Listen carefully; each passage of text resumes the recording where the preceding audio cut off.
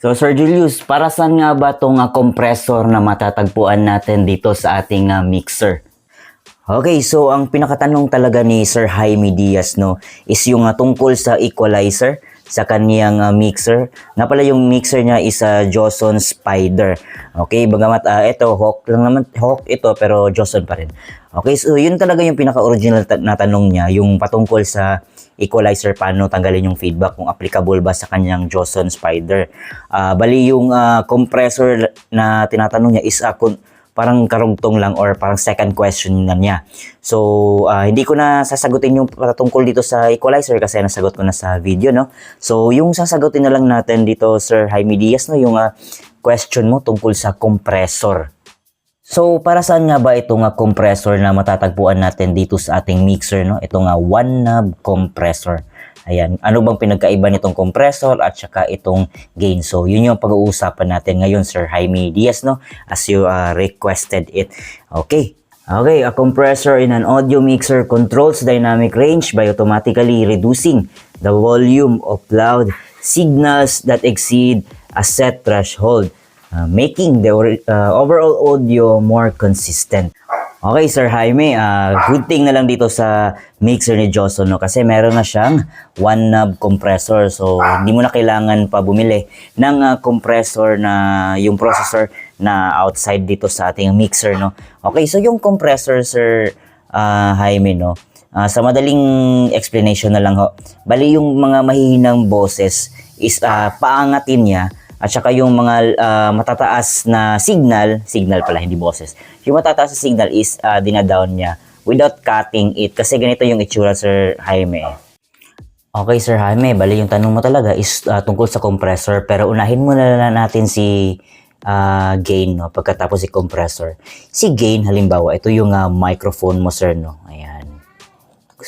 Pasensya yung drawing ko, sir. Ayan, ito yung grill niya. Ayan. Ayan, diba yung kadalasang pattern ng microphone is yung heart shape. Ayan. Ayan.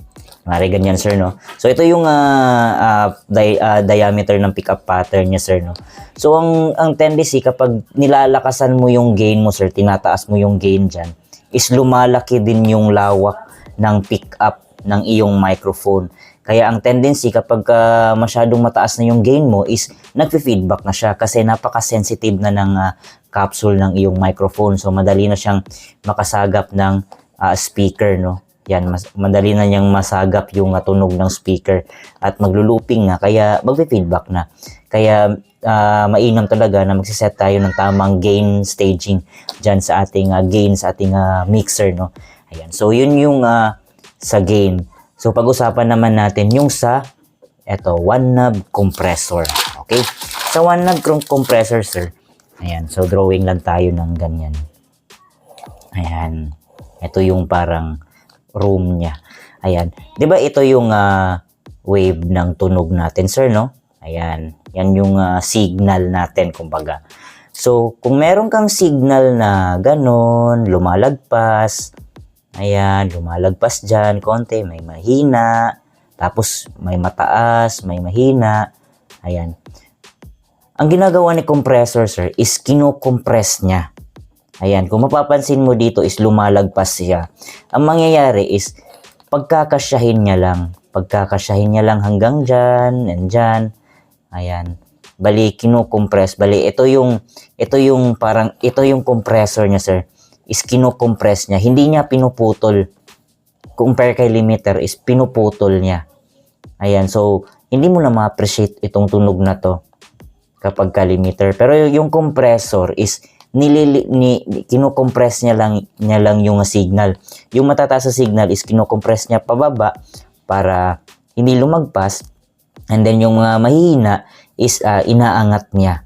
So, parang sa gain din, pero hindi talaga sila pareho, sir. Kay compressor is inaangat niya yung mahina, yung malakas is binababa niya para sakto siya dito. Ayan. So, yun lang naman yung alam ko patungkol sa compressor, sir, sa mga expert dyan, correct me if I'm wrong, Pero, mas ginagamit ko to si compressor, sir, lalo na kung yung mga host natin or yung mga nag-i-speech sa gamit yung microphone natin is masyadong malayo yung microphone nila sa kanilang bibig. Kaya hindi, ang iba, kasi walang compressor yung iba, is nilalakasan yung gain para ma-pick up lang yung tunog ng boses nila sa microphone. Yun nga lang is pag masyado nang mataas yung gain is nagpi-feedback. Kaya good thing talaga kay Joson, especially itong Hawk 16, no? Meron siyang one knob compressor.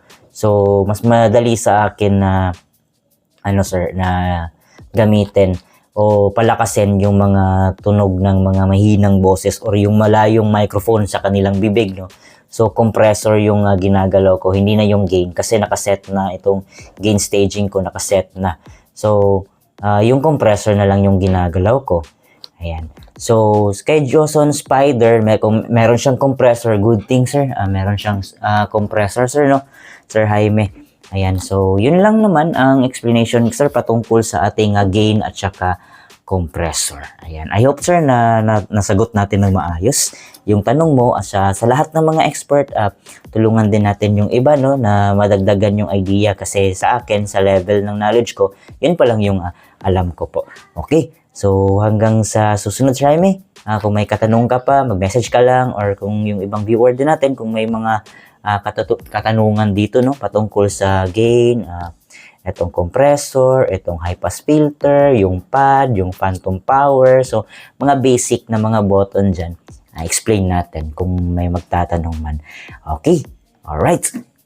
Ayan, Sir Jaime Diaz, no, I hope talaga na nasagot natin ng maayos yung katanungan mo patungkol sa compressor at saka sa gain. Ayan, so maraming salamat, Sir Jaime, sa iyong pagsuporta at subaybay sa ating video. Alright, so hanggang sa susunod. Alright.